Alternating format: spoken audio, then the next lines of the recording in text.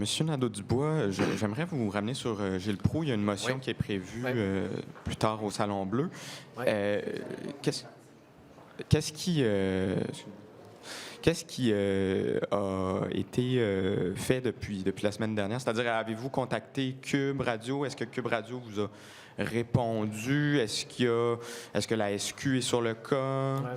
Est-ce que vous considérez toujours des recours judiciaires? Ouais. Bon, bien, d'abord, non, il n'y a pas eu on n'a pas été contacté par les gens de Cube Radio depuis les derniers jours. Savoir qu'avant de faire une déclaration publique, il y a eu des communications en privé avec les gens de Cube où nous avons demandé en privé d'abord une rétractation et des excuses. Il n'y a pas eu de réponse dans un délai raisonnable. On a donc décidé de publier une déclaration publique. Je veux prendre le temps de saluer tous les partis, tous les élus qui nous ont appuyés là-dedans, qui ont témoigné de leur solidarité.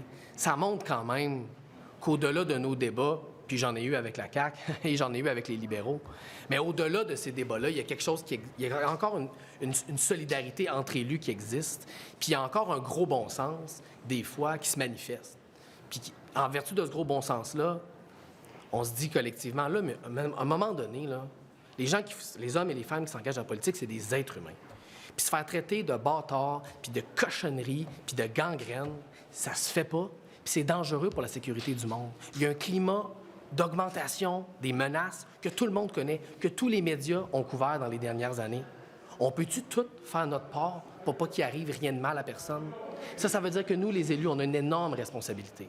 Ça veut dire que les organisations médiatiques aussi. Puis d'ailleurs, la grande majorité des chroniqueurs, la grande majorité des journalistes sont à la hauteur de cette responsabilité-là. Mais quand quelqu'un comme ça dépasse autant les bornes, on a une responsabilité de le dire, de le nommer, puis qu'il y ait eu cette solidarité-là. Moi, ça me touche. Je remercie tout le monde qui a eu cette sensibilité-là. Par ailleurs, pour ce qui est des questions plus légales, on a été contacté par la Sûreté du Québec qui nous a demandé si on souhaitait porter plainte. Nous avons répondu qu'on ne porterait pas plainte. On a décidé de ne pas porter plainte parce que mon objectif de Québec solidaire, c'est pas de traîner personne en cours, là. C'est d'envoyer un message qu'on ne devrait pas faire ça au Québec, que c'est pas correct de faire ça, puis qu'il y a des limites à pas franchir, même quand on débat, même quand on critique de manière virulente.